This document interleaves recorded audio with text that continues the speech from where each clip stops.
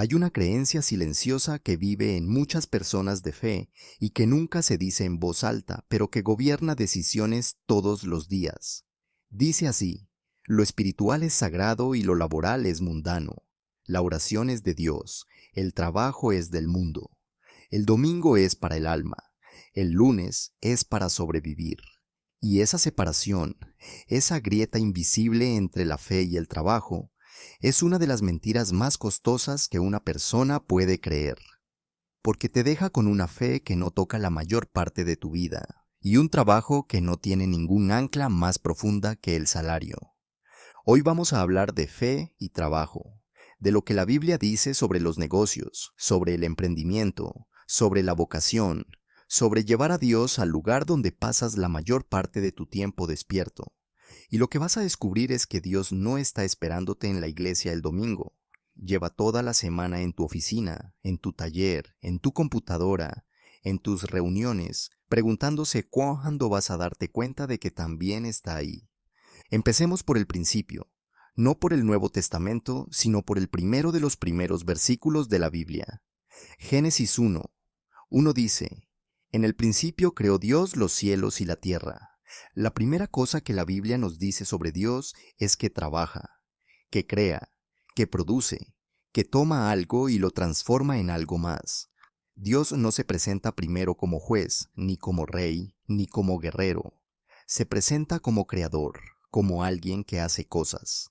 Y entonces en Génesis 1:27 dice que el ser humano fue creado a imagen de Dios, lo que significa que hay algo en la naturaleza humana que refleja la naturaleza creadora de Dios. Cuando trabajas, cuando construyes, cuando produces algo que no existía antes, cuando resuelves un problema, cuando sirves a otro con tu habilidad, estás siendo imagen de un Dios que hace exactamente eso a escala cósmica. El trabajo no es la maldición. Eso es un malentendido enorme del texto.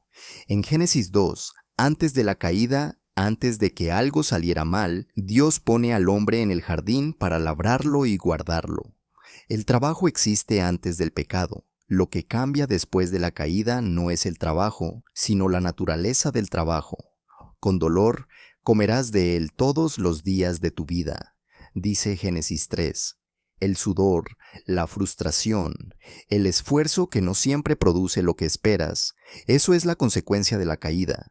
Pero el trabajo en sí, el acto de crear, de producir, de cuidar, de construir, es parte del diseño original. Es parte de lo que significa ser humano. Y eso tiene consecuencias prácticas enormes. Significa que cuando vas a trabajar mañana, no estás abandonando lo sagrado para entrar en lo mundano. Estás llevando lo sagrado contigo. Significa que tu negocio, tu emprendimiento, tu oficio, tu profesión, no son espacios donde Dios está ausente esperando que termines para poder hablar contigo. Son espacios donde Dios está presente y activo, preguntándote si estás dispuesto a verlo ahí. Colosenses 3:23 dice algo que debería estar en la pared de cada oficina, de cada taller, de cada negocio de cualquier persona de fe. Dice: todo lo que hagáis, hacedlo de corazón, como para el Señor y no para los hombres. Como para el Señor. No dice como si fuera sagrado. Dice como para el Señor.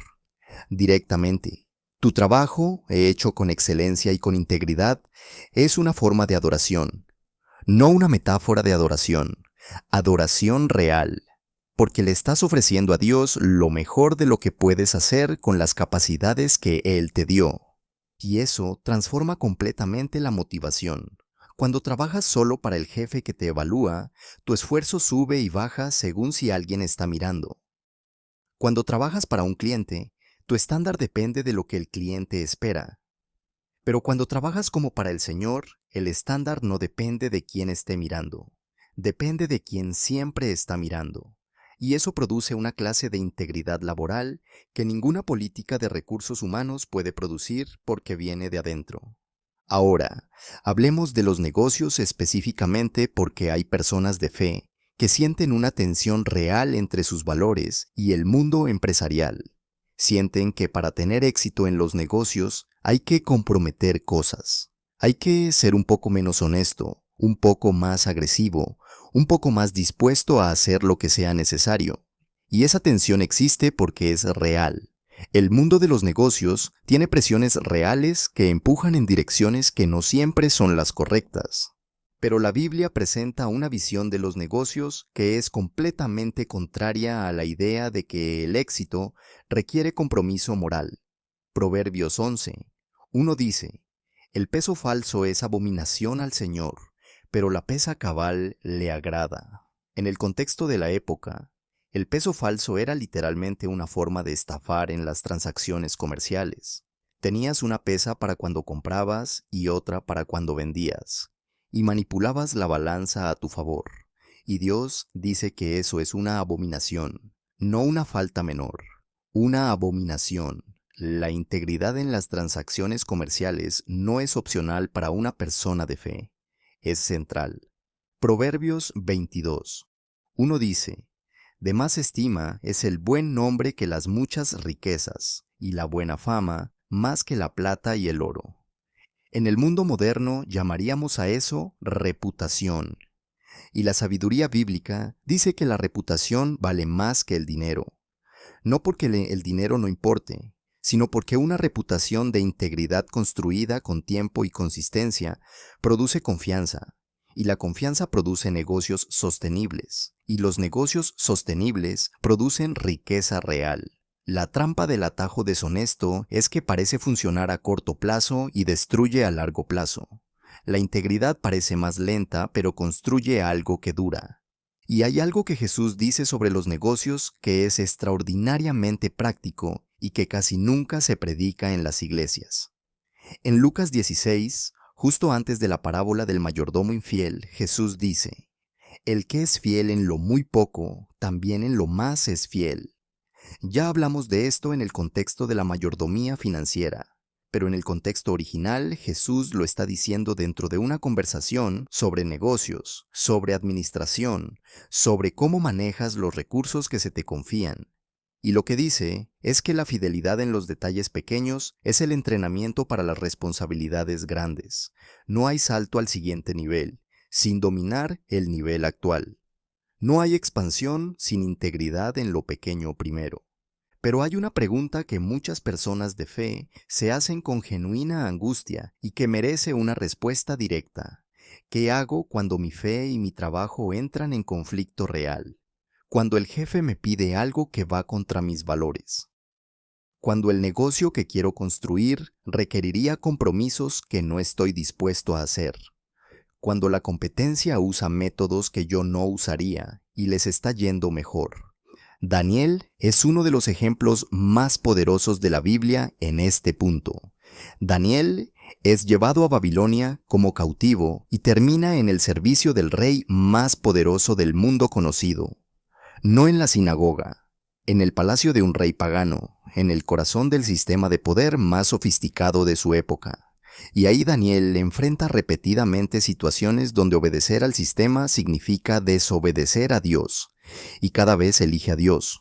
No de manera dramática y confrontacional al principio, con sabiduría, con respeto, con propuestas alternativas. Cuando no quiere comer la comida del rey, pide una prueba de 10 días con legumbres y agua. No predica, no renuncia, propone. Pero cuando llega el momento donde no hay alternativa, cuando el decreto dice que nadie puede orar a ningún dios excepto al rey, y Daniel sabe que eso no puede ser, simplemente sigue haciendo lo que siempre hizo. Abre la ventana y ora 3 veces al día como antes, sin drama, sin discurso, simplemente no deja de ser quien es. Y ese carácter, esa consistencia entre lo que cree y lo que hace cuando nadie lo está mirando excepto Dios, es exactamente lo que termina convirtiéndolo en uno de los hombres más influyentes del imperio. La fe en el trabajo no significa poner versículos en las paredes de la oficina. Significa que la persona que aparece el lunes es la misma que estaba en la iglesia el domingo. Que las decisiones que tomas cuando el negocio está bajo presión reflejan los mismos valores que dices tener cuando todo va bien. Que tratas a tus empleados, a tus clientes, a tus proveedores, con la misma dignidad que tratarías a alguien si supieras que Dios está mirando. Porque está mirando, Y hay algo más que quiero decir sobre el emprendimiento específicamente porque creo que hay una generación entera de personas de fe que tienen un llamado real a construir negocios y que no lo están persiguiendo porque nadie les dijo que eso también puede ser sagrado, que el negocio que crea empleos, que resuelve un problema real, que produce valor genuino en la vida de las personas, que se administra con integridad y generosidad, ese negocio es una expresión del reino de Dios en el mundo. No es un mal necesario para poder dar dinero a la iglesia. Es en sí mismo una contribución a un mundo más digno. Nehemías construyó un muro. Bezaleel construyó el tabernáculo con habilidades artesanales que la Biblia dice explícitamente que Dios le dio.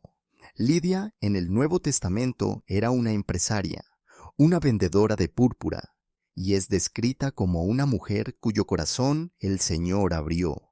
No abandonó su negocio cuando encontró la fe. Lo llevó con ella, y su casa se convirtió en el primer punto de apoyo del Evangelio en Europa. Entonces, ¿cómo vives todo esto de manera práctica? Lo primero es dejar de separar. Deja de tener una versión de ti para el domingo y otra para el lunes. Empieza a preguntarte en cada decisión laboral, pequeña o grande, ¿qué haría alguien que trabaja como para el Señor? No como pregunta religiosa, como brújula práctica. Lo segundo es identificar el propósito de tu trabajo más allá del salario. ¿A quién sirves realmente con lo que haces? ¿Qué problema resuelves? ¿Qué valor creas? Cuando puedes responder esas preguntas con claridad, el trabajo deja de ser solo una transacción económica y se convierte en una vocación. Y la vocación sostiene el esfuerzo de maneras que el salario solo no puede sostener. Lo tercero es construir tu reputación como si fuera el activo más valioso de tu negocio, porque lo es. Cada vez que cumples lo que prometiste, cada vez que eres honesto cuando la mentira sería más conveniente, cada vez que tratas a alguien con dignidad aunque no tengas ninguna obligación de hacerlo, estás depositando en una cuenta que ninguna crisis económica puede vaciar de un día para otro. 3 preguntas para esta semana. Primera, ¿hay una separación real entre quién eres en la iglesia y quién eres en el trabajo? ¿Qué la produce y qué costaría cerrarla? Segunda, ¿el trabajo o negocio que tienes o que quieres construir crea valor genuino en la vida de otras personas? ¿O estás buscando extraer valor sin darlo? Tercera, ¿hay una decisión que estás postergando en tu vida laboral porque requiere integridad y la integridad tiene un costo en este momento? El trabajo no es lo que haces para poder vivir tu verdadera vida. Es parte de tu verdadera vida. Es el lugar donde pasas la mayoría de tus horas, donde usas la mayoría de tus capacidades, donde tienes la mayoría de tu influencia real sobre otras personas. Y Dios no está esperando que salgas de ahí para encontrarte. Está ahí contigo, en cada reunión, en cada decisión, en cada momento donde tienes que elegir entre lo conveniente y lo correcto. La pregunta no es si puedes llevar tu fe al trabajo. La pregunta es si estás dispuesto a hacerlo. Porque si lo haces, el trabajo no se vuelve más fácil, se vuelve más real. Y real es exactamente lo que necesitas ser. Si esto te resonó, compártelo con alguien que esté buscando sentido en lo que hace. Y dime en los comentarios, ¿cuál es el mayor conflicto que has sentido entre tu fe y tu vida laboral? Te leo. Nos vemos mañana. Que tu alma esté bien.